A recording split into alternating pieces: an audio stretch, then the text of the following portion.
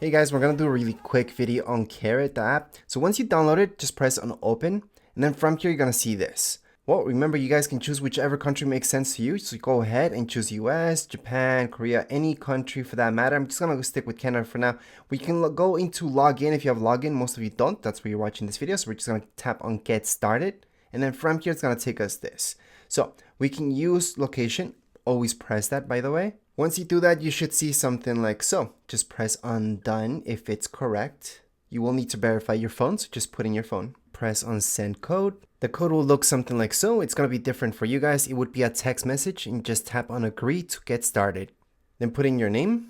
Go on to next. Click on continue. Allow. Allow once again. And you are all done. Right now you guys can go on and post anything you like. You're going to see chats, so just tap on chats for now just to see your welcome message.